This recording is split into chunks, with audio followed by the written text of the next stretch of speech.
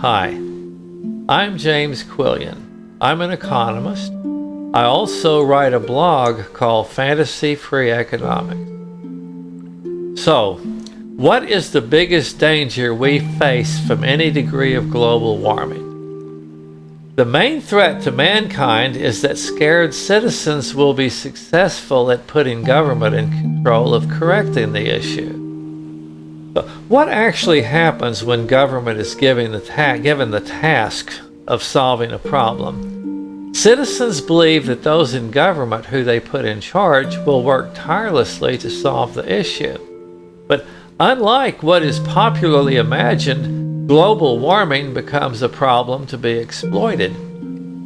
Now let's look what happens in real life.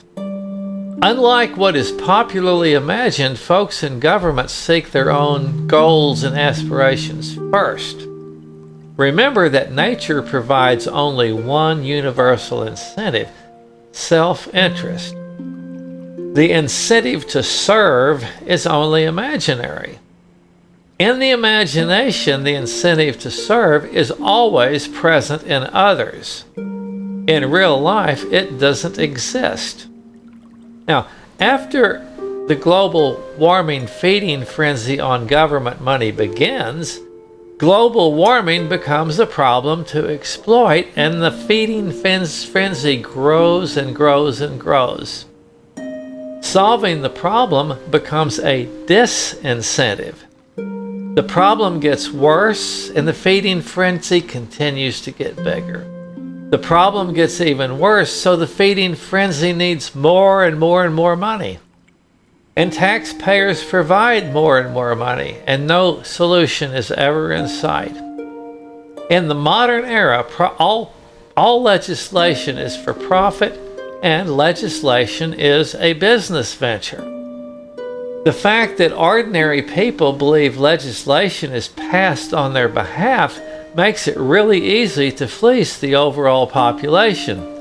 Government intervention creates a bigger problem than the one the population is afraid of. So, does it seem odd that folks ascribe magical powers to government? It shouldn't, but people do assume a problem is solved as soon as government gets involved. Now, that is not rational, but it's to be expected. Seeing it that way is not even voluntary. It is an instinctive behavior. Fortunately, everyone has a larger brain which can override instinctive perceptions. Unfortunately, the larger intellectual brain is seldom activated. To the degree that global warming is a threat, it is safer to completely ignore any damage from global warming and just let nature take its course. I'm James Quillian.